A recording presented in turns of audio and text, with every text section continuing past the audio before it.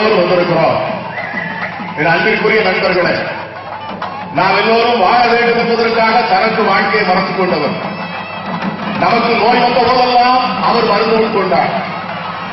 நாம் அழுத போதெல்லாம் கை நீட்டி நம்முடைய கண்ணீரை துடைத்தார். நம்முடைய நிறைகளை மட்டுமே பார்த்தார், குறைகளை பார்க்கவில்லை. நம்முடைய குறைகளை எல்லாம் அவர் ஏற்றுக்கொண்டு நிறைகளை மட்டுமே கொடுத்து நம்மை இன்று முகவரி தந்து தமிழகம் எங்கும் இருக்கின்ற அரசியல் தொண்டர்களாக நம்மை வளர்ச்சி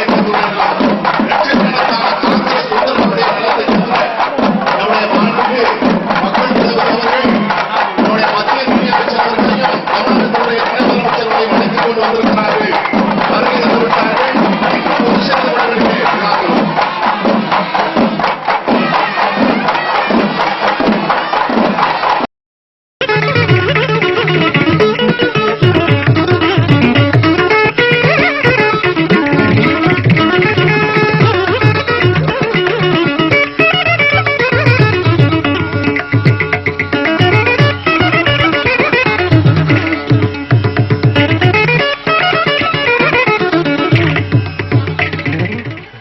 அனைவருக்கும் வணக்கம்.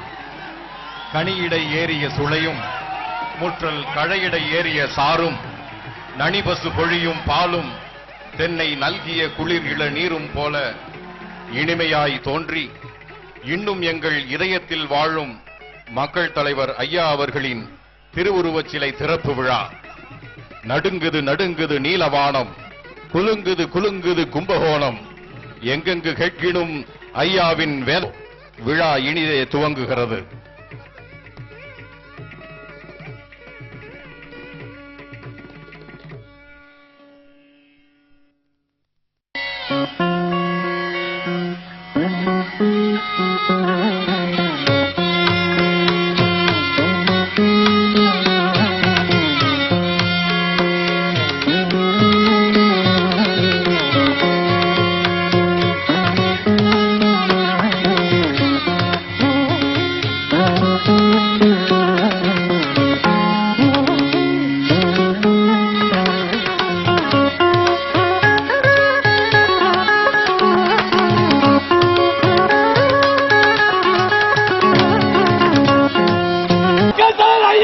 வரவேற்புரை வழங்குகிறார் மத்திய கப்பல் போக்குவரத்து துறை அமைச்சர் மாண்புமிகு ஐயா ஜி.கே. வாசன் அவர்கள்.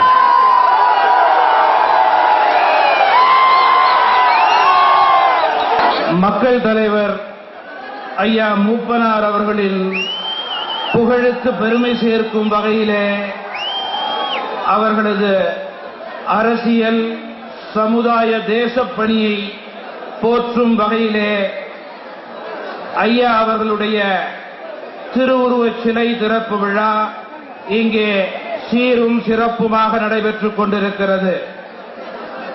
பெருந்தலைவர் காமராஜரது பாசறையிலே பயின்று அன்னை இந்திரா, தலைவர் ராஜீவ் ஆகியோருடன் நெருங்கி அரசியல் பணியாற்றியவர்கள்.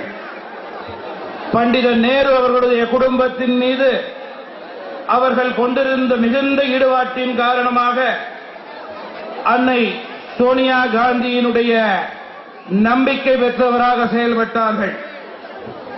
ஐயா மூப்பனார் அவர்கள் அகில இந்திய அளவிலே உயர்ந்த பொறுப்புகளிலே உகந்த முறையிலே சிறந்த பணியாற்றினாலும் கூட அவர்கள் பிறந்து வளர்ந்து கல்வி பயின்றதும் பொது வாழ்வில் அடியெடுத்து வைத்ததும் வளர்ந்ததும் உயர்ந்ததும் இந்த தஞ்சை மாவட்டத்தில், குறிப்பாக இந்த புனிதமண் கும்பகோணத்தில் தான். தஞ்சை மாவட்டத்திற்கு பெருமை சேர்க்கும் வகையிலே